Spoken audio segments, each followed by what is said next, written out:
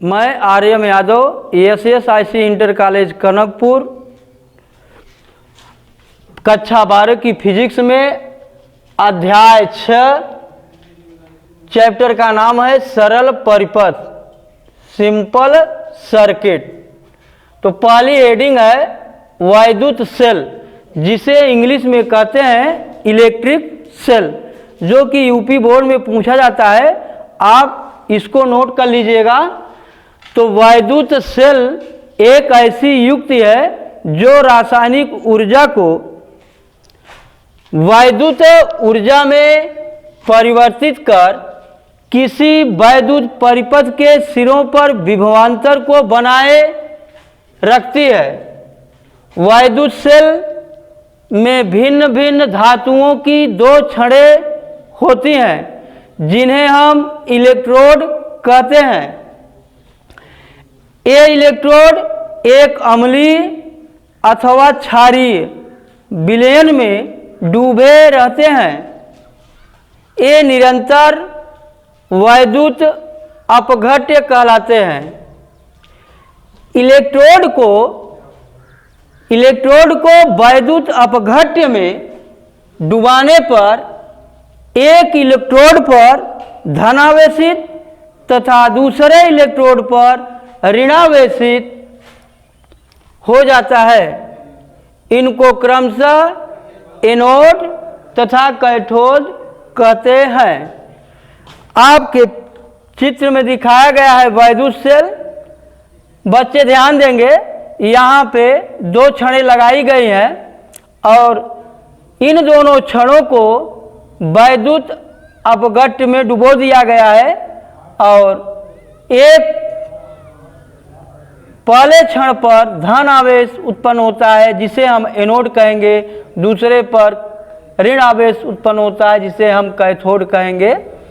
और ये आपका चित्र जो है वैद्युत सेल का बनाया गया है। बच्चे इसको नोट करेंगे और कंठस्थ करेंगे, जो कि यह यूपी बोर्ड में पूछा जाता है। बच्चे ध्यान देंगे, वैद्युत सेल दो प्रकार का होता है। पहला पॉइंट है प्राथमिक सेल। पहला है प्राथमिक सेल, इसकी इंग्लिश होगी प्राइमरी सेल। एग्जाम्पल प्राथमिक सेल का होगा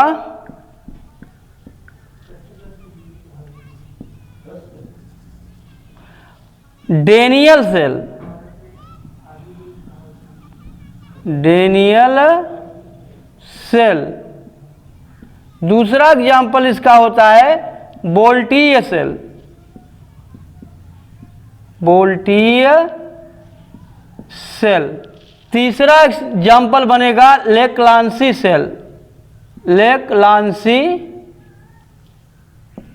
सेल आदि। तो बच्चे ध्यान देंगे, प्राथमिक सेल, प्राइमरी सेल, इसका एग्जाम्पल होता है डेनियल सेल, वोल्टीय सेल। तीसरा पॉइंट है लेक्लांसी सेल। ये प्राथमिक सेल के उदाहरण रखे गए हैं।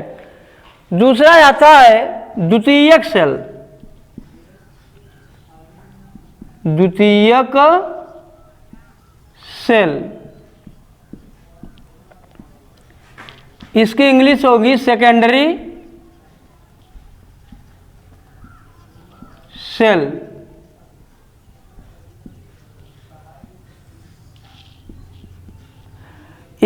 इसका एग्जाम्पल बनेगा आपका एग्जाम्पल। द्वितीयक सेल का एग्जाम्पल होगा जैसे शीशा है। दूसरा नंबर संचायक सेल है। तीसरा है क्षारीय संचायक सेल। तो बच्चे याद रखेंगे, द्वितीयक सेल का उदाहरण हम लिखेंगे शीशा।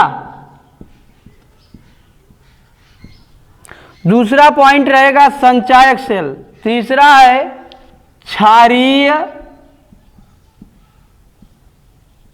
संचायक सेल